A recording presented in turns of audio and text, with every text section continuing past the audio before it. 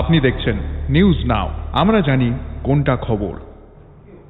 नमस्कार, आप सभी देख रहे हैं न्यूज नाउ में आज का समाचार। रविंद्र भवन में आयोजित ऑफर लेटर वितरण समारोह में मुख्यमंत्री डॉक्टर मानिक शाह ने कहा कि राज्य सरकार ने पारदर्शिता के साथ योग्य उम्मीदवारों को नौकरी देने की नीति अपनाई है, जहां केवल योग्यता ही अंतिम मानदंड है। मुख्यमंत्री ने बताया कि वर्ष 2025 के अप्रैल महीने तक कुल 3,296 कैंडिडेट्स को नियुक्ति पत्र प्रदान किए गए हैं। रविंद्र शतवार्षिकी भवन में आयोजित ऑफर वितरण समारोह में मुख्यमंत्री डॉक्टर मानिक शाह ने कहा कि राज्य सरकार ने पारदर्शिता के साथ नौकरी प्रदान करने की नीति लागू की है, जिसमें अभ्यर्थी की योग्यता को ही अंतिम मानदंड माना गया है। उन्होंने स्पष्ट किया कि अब नौकरी पाने के लिए किसी रैली में शामिल होने या किसी राजनीतिक हस्ती का सहारा लेने की आवश्यकता नहीं है। যারা এখানে আজকে অফার পাবেন আপনাদের নিজ যোগ্যতার কারণে কিন্তু আপনারা এখানে এসেছেন। কাউকে ধরে আগে আমরা দেখতাম যে প্রসেশনে না আসলে চাকরি কোনোদিনই সম্ভব নয়। বছরের পর বছর আশা জাগিয়ে জাগিয়ে মানে প্রসেশন করো তবে চাকরি পাবে। আমাদের এই সরকার আসার পর, যেটা একটু আগে আমাদের মাননীয় মন্ত্রী বাহাদুর বললেন, যে আমরা যখন 2019-এ আমাদের সরকার এখানে হলো, আমরা এই একটা পলিসি আমরা বানিয়েছি, স্বচ্ছতার সাথে আমরা চাকরি দেব, এবং সেই স্বচ্ছতার কারণে আজকে আপনারা কিন্তু সেই নিয়োগপত্র পাচ্ছেন। কাউকে ধরে আপনারা আসেননি, এটা সবচেয়ে ইম্পর্টেন্ট আমাদের সরকারের। এবং মাননীয় প্রধানমন্ত্রীজিও চান যে স্বচ্ছতার সাথে যেন আমাদের এই ধরনের নিয়োগ যেন হয়। উনি একটা জায়গায়, আমি জানি না আপনাদের শুনেছেন কিনা, উনি একবার বলছেন যে যখন একটা গরিব ঘরের একটা ছেলে বা মেয়ে তার বাড়ির থেকে বেরোয় বা তার কেউ তাকে চিনে না, সে বুঝতে পারে না কাকে ধরলে, কোন নেতাকে ধরলে তার চাকরি হবে। তো এই যে অবস্থা, তার থেকে আমাদের মুক্তি দিতে হবে এবং এই ধরনের যে স্বচ্ছতার সাথে আমাদের কাজ করতে হবে, সেই দিশায় আমাদের त्रिपुरा सरकार আমরা কাজ করছি। मुख्यमंत्री ने बताया कि 25 अप्रैल 2025 तक राज्य सरकार द्वारा कुल 3,296 अभ्यर्थियों को नियुक्ति पत्र प्रदान किए गए हैं। साथ ही वर्ष 2018 से अब तक 16,942 उम्मीदवारों को सरकारी नौकरी प्रदान की गई है। इनमें से 5,771 नियुक्तियां पूर्णतः योग्यता आधारित की गई है। 20 এপ্রিল 2025-এ টিপিএসসির মাধ্যমে 11 জনকে স্মল সেভিং যে ইন্সপেক্টর পদে অফার দেওয়া হয়েছে। তো সব মিলিয়ে 2025 সালের এপ্রিল 2025 পর্যন্ত 3,296 জন সরকারি চাকরির নিয়োগপত্র এখন অবধি ওনারা পেয়েছেন। 2023 সালের ডিসেম্বরে জেআরবিটির মাধ্যমে group C, lower division clerk, agri assistant ইত্যাদি পদে রাজ্য সরকারের 35টি দপ্তরে 1,980 জনকে নির্বাচিত করা হয়েছিল এবং আজকে যেভাবে আপনারা এসেছেন সেইভাবেও তাদেরকেও নিয়োগপত্র দেওয়া হয়েছে। 2018-19 অর্থবছর থেকে 2025 এপ্রিল মাস পর্যন্ত এখন পর্যন্ত সরকারি চাকরি 16,942 জনকে রাজ্য সরকারের বিভিন্ন দপ্তরে নিয়োগ করা হয়েছে। তাছাড়াও এখানে প্রয়োজন ভিত্তিক সরকারি বিভিন্ন দপ্তরে আউটসোর্সিং ও চুক্তিভিত্তিক যে নিয়োগ, সেখানে প্রায় 5,771 জনকে নিয়োগ করা হয়েছে। मुख्यमंत्री डॉक्टर मानिक शाह ने विपक्ष द्वारा राज्य में बेरोजगारी दर को लेकर किए जा रहे दुष्प्रचार का भी खंडन किया।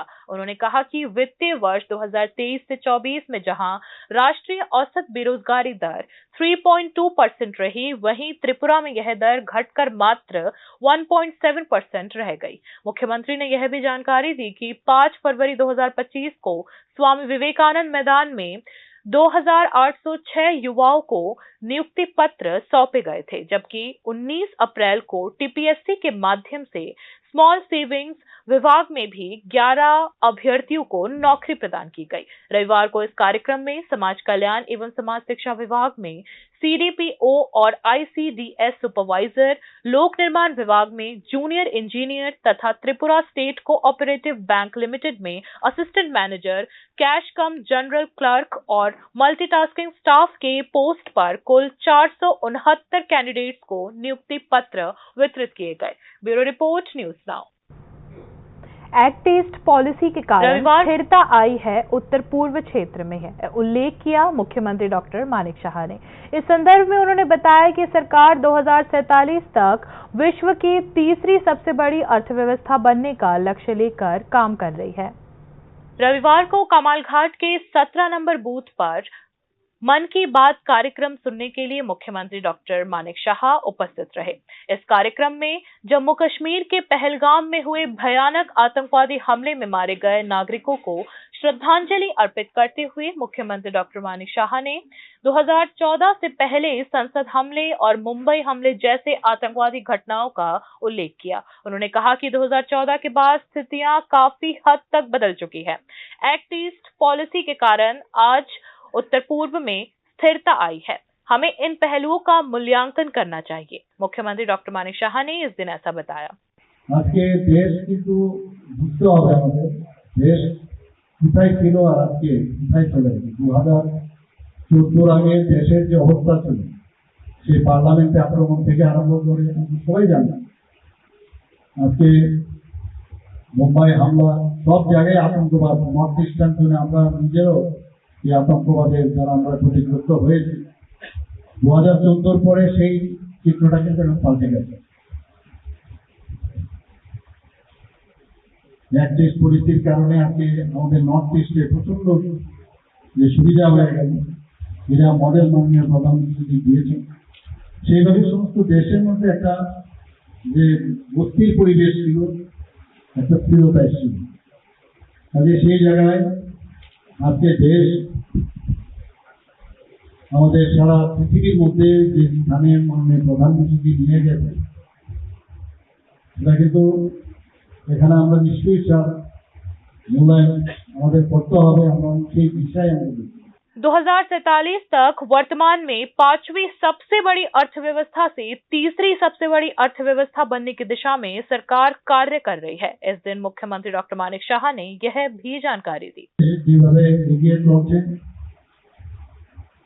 এবং তৃতীয় অর্থনীতির দিকে পঞ্চম অর্থনীতির থেকে তৃতীয় অর্থনীতির দিকে ধাবিত হচ্ছে এবং আগামী দিন 2047 ইংরেজিতে আমাদের যে মাননীয় প্রধানমন্ত্রীর যে বিকাশ সে যে ধারা সেই ধারাকে সামনে রেখে উনি কাজ করছেন, আমরাও সেই বিষয়ে কাজ করছি।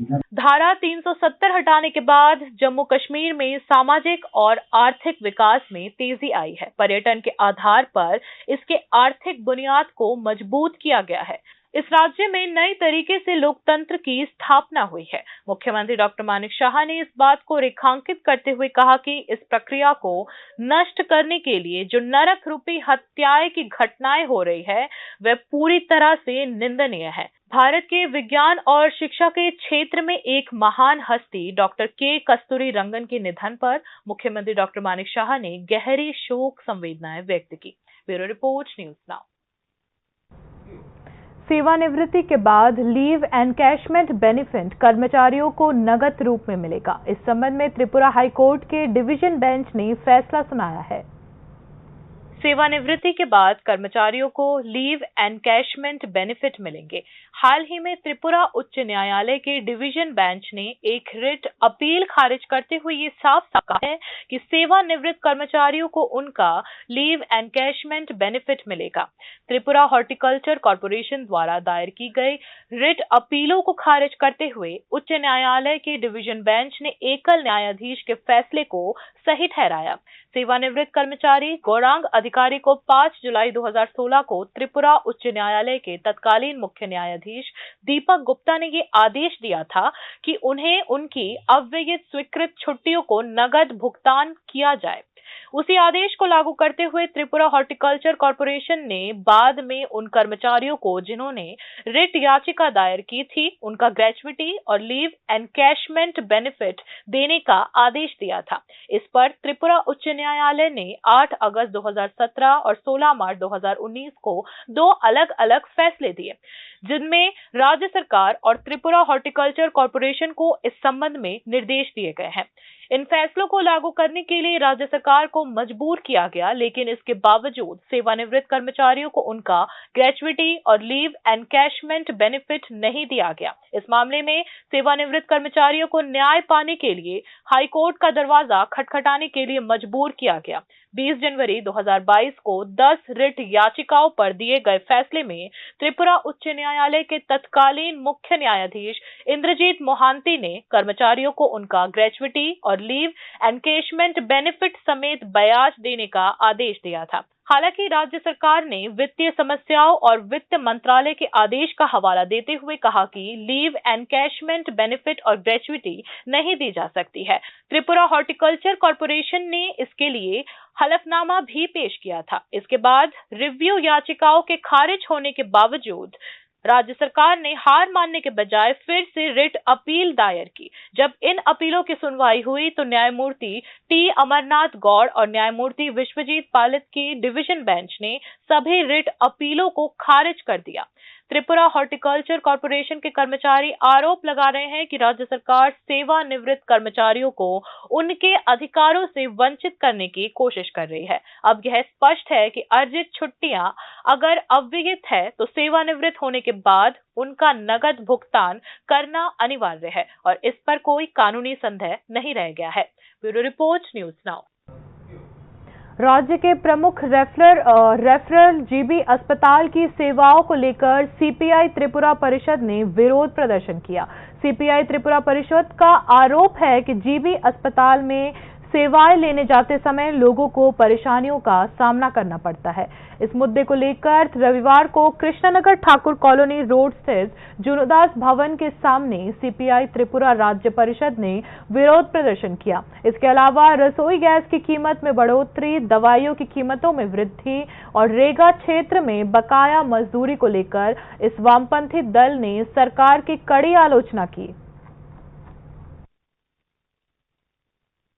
राज्य सरकार विभिन्न जगह विभिन्न प्रोग्रामे तारा बोलছে त्रिपुरा स्वास्थ्যের দিক দিয়ে বিভিন্ন উন্নতি হয়েছে, কিন্তু আমরা যখন হাসপাতাল যাই তখন আমরা দেখি যে কোনো রোগীর গার্জিয়ান রোগী দেখাতে গিয়ে হ্যাস্যনাত্য হচ্ছে এবং রোগীর সঙ্গে যারা গার্জিয়ান যাচ্ছেন তারা অসুস্থ হয়ে যাচ্ছেন এবং নিত্যদিন আমরা লক্ষ্য করেছি অসুস্থ রোগী মারা যাচ্ছে বিনা চিকিৎসায়। অথচ তারা ঢাকঢোল পিটিয়ে বলছে যে নিত্য হাসপাতাল অবস্থা খুবই ভালো, ত্রিপুরাতে সব চিকিৎসা হয়। তারপর আমরা লক্ষ্য করেছি জায়গার কাজ করতে গিয়ে, ওয়েবের কাজ করতে গিয়ে অনেক মজুরি বকা রয়েছে এবং কাজ আগের থেকে অনেক কম হচ্ছে। আমরা সিপিআইয়ের পক্ষ থেকে রাজ্য সরকারের কাছে দাবি করছি ওয়েবের কাজ এবং রেগার কাজ যাতে বৃদ্ধি। 4 बंदरों और एक मॉनिटर छिपकली को मारकर भागने के दौरान 2 युवकों को गिरफ्तार किया गया। ये घटना फोर्टिक्राई के कंचनबाड़ी तरनीनगर मलाकार पाड़ा में घटी है। कुछ बंदरों को निर्मम तरीके से मारकर उन्हें बोरे में भरने के दौरान प्रत्यक्षदर्शियों ने आरोपियों को पकड़ लिया। बाद में आरोपियों को वन विभाग और पुलिस के हवाले कर दिया गया। स्थानीय लोगों की तत्परता से जीवों के संरक्षण और वन कानूनों का सम्मान करने का एक आदर्श उदाहरण स्थापित हुआ है, ऐसा वन विभाग के कर्मचारियों ने बताया। শুনছি খবর মানে একটা ইনফরমেশন পাই আইছি এখানে 2 জন লোকের মারছে টিভি পাইছি আমরা এটা তার আপাতত আমরা হেফাজত নিয়েছি। আমরা যা কিটা করণ যায় আমরা করে ডিসিশন করা যা দেখা হবে কিটা করা। আর এর লোকাল থেকে জানা যায় তার সাথে আরো ছিল যার বন্ধু নিয়ে এসেছিল ভাই, এটা তো আমরা পাইছি না এখানে মেন জায়গাতে, কিন্তু এটা পরে গ্রাউন্ড যাবে কিটা কিভাবে এটা করছে কিভাবে তারা এটা করছে করে। ঠিক আছে, ধন্যবাদ। बाकी की खबरें ब्रेक के बाद। আপনি দেখছেন নিউজ নাও, আমরা জানি কোনটা খবর। প্রথম আলো এলো শুদ্ধ সকাল, শুদ্ধ সলিলে আজ বাজালো ত্রিতাল, মন্দিরে শুদ্ধ পূজার ধ্বনি, অগ্নি শুদ্ধ হর সিন্ধি, পরিণীতা নারী তুমি অনুপমা।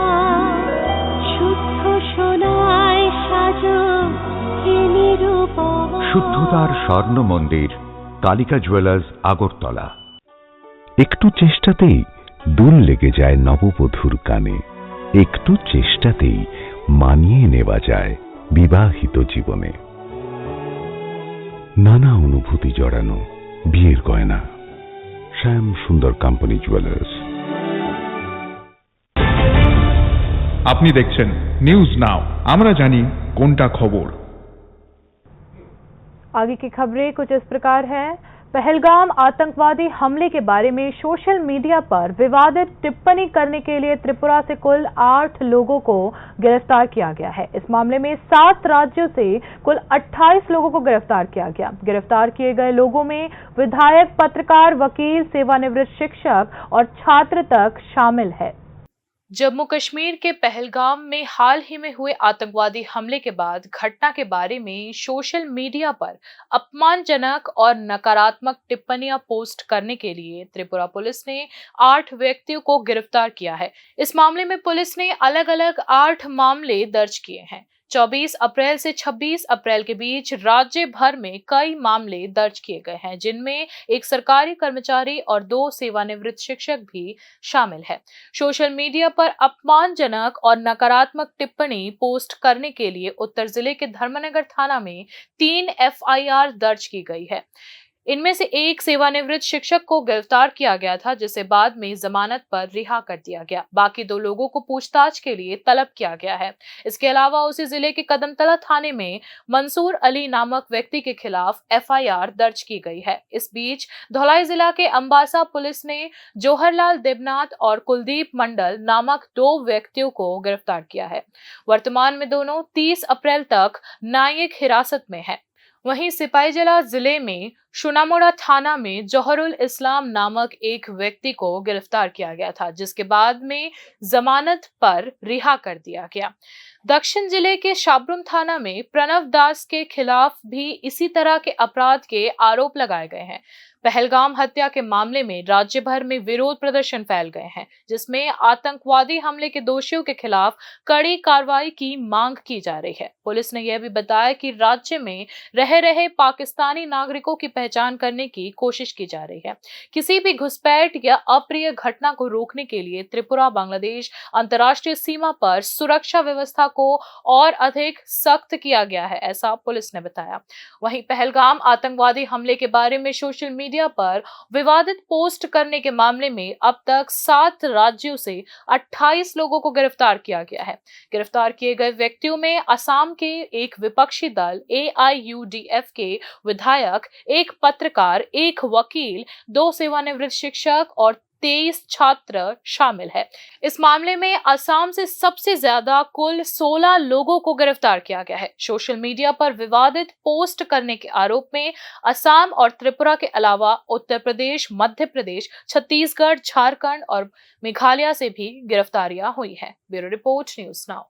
नए पॉलीवाइनल राशन कार्ड के लिए KYC करने की समय सीमा इस महीने के 30 तारीख को समाप्त हो जाएगी। इस संबंध में राज्य सरकार ने तीसरे चरण में समय सीमा बढ़ाने के बारे में अभी तक कोई निर्णय नहीं लिया है। नए पॉलीवाइनल राशन कार्ड के लिए KYC की समय सीमा 30 अप्रैल तक। इस महीने के 30 तारीख को नए पॉलीवाइनल राशन कार्ड के लिए KYC की समय सीमा समाप्त हो जाएगी। इस संबंध में राज्य सरकार ने तीसरे चरण में समय सीमा बढ़ाने का कोई निर्णय अभी तक नहीं लिया है।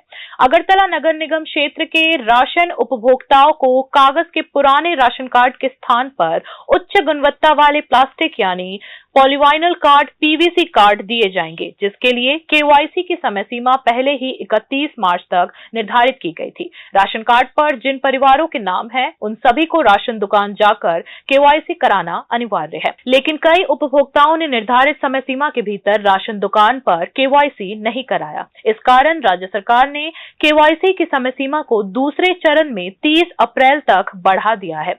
अब तक जिन परिवारों ने राशन दुकान पर KYC करा लिया है, उन्हें जल्द ही पुराने कागजी राशन कार्ड की जगह नया पीवीसी कार्ड दिया जाएगा। जैसा कि खाद्य विभाग ने बताया, 4 लाख पीवीसी कार्ड प्रिंट करने के लिए दिए गए हैं। जब ये 4 लाख पीवीसी कार्ड प्रिंट हो जाएंगे तो उन्हें उपभोक्ताओं को दिया जाएगा। बचे हुए उपभोक्ताओं के लिए जो राशन दुकान में आधार कार्ड लेकर केवाईसी कराएंगे और जिनके परिवारों ने पूरी तरह से केवाईसी करवा लिया है, उनके लिए भी पीवीसी राशन कार्ड प्रिंट किए जाएंगे और ये कार्ड चरणबद्ध तरीके से वितरित किए जाएंगे। अगरतला नगर निगम क्षेत्र के बाहर भी राज्य के सभी राशन दुकानों के उपभोक्ताओं को पीवीसी राशन कार्ड दिया जाएगा। उपभोक्ताओं को उन राशन दुकानों में आधार कार्ड लेकर केवाईसी करानी होगी। अगरतला नगर निगम क्षेत्र के उपभोक्ताओं को पीवीसी राशन कार्ड देने के लिए एक मास्टर प्लान तैयार किया गया है। अब राज्य के सभी राशन दुकानों में केवाईसी के बाद पीवीसी राशन कार्ड वितरित किए जाएंगे, जो चरणबद्ध तरीके से दिए जाएंगे। Bureau report, news now. Teacher recruitment board की पहल पर रविवार को टेट 2 परीक्षा आयोजित की गई। राज्य के 8 जिलों में परीक्षा केंद्र थे।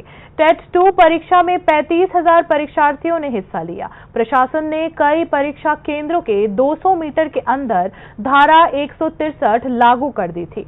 सुबह 11 बजे के बाद परीक्षा देने आने वाले कई परीक्षार्थियों को परीक्षा केंद्र में प्रवेश नहीं दिया गया। ऐसी जानकारी दी है टेट बोर्ड के अध्यक्ष डॉक्टर प्रत्युष रंजन देव ने।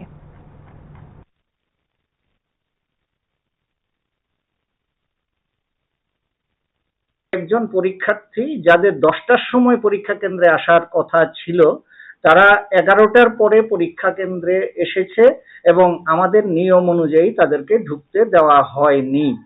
আমরা তাদের এডমিট কার্ডে উল্লেখ করে দিয়েছিলাম যে 10টার মধ্যে থেকে পরীক্ষা কেন্দ্রে উপস্থিত থাকতে হবে। আমরা 4টে খবরের কাগজে এবং ইলেকট্রনিক মিডিয়াতেও আমরা প্রচার করেছিলাম যে আমাদের পরীক্ষা কেন্দ্রগুলিতে ক্যান্ডিডেটদেরকে ঠিক 10টায় আসতে হবে। দুঃখজনকভাবে তারপরেও কিছু ক্যান্ডিডেট 11টা বেজে যাওয়ার পর এসেছেন পরীক্ষা কেন্দ্রে এবং তারা পরীক্ষা দিতে পারেননি বা পারবেন না, কারণ তাদেরকে ঢুকতে দেওয়া হয়নি। এছাড়া আমাদের সমস্ত পরীক্ষা কেন্দ্রে বাকি সমস্ত কিছু সুষ্ঠুভাবে চলছে। এখন পর্যন্ত যে খবর আমরা পেয়েছি কোনো সেন্টারে কোনো রকমের অসুবিধে নেই। जवाहर बाल मंच द्वारा रविवार को राज्य स्तर पर बच्चों का शिविर आयोजित किया गया। कार्यक्रम में प्रदेश कांग्रेस अध्यक्ष आशीष कुमार शाह उपस्थित रहे। कांग्रेस अध्यक्ष आशीष कुमार शाह ने कहा कि सद्भाव और भाईचारे के साथ बच्चों को इस तरह से विकसित करना है ताकि वे एक अच्छे नागरिक बन सके। यही उद्देश्य है जवाहर बाल मंच का। उन्होंने यह भी बताया कि बच्चे खुद इस कार्यक्रम की कार्यप्रणाली, संचालन और मूल्यांकन करेंगे, जिसके परिणाम स्वरूप उपयुक्त प्रौढ़ निगरानी में उनमें नेतृत्व के गुण और जिम्मेदारी की भावना विकसित होगी। সদ্ভাব, ভ্রাতৃত্বসুলভ মনোভাব নিয়ে এই রাজ্যের নতুন প্রজন্ম তারা যেন বেড়ে উঠতে পারে, তারা যেন এগিয়ে যেতে পারে, সেই লক্ষ্যে জওহর বাল মঞ্চ এই রাজ্যে কাজ করবে। बाकी न्यूज अपडेट्स के लिए देखते रहिए न्यूज़ नाउ। शुभ रात्रि।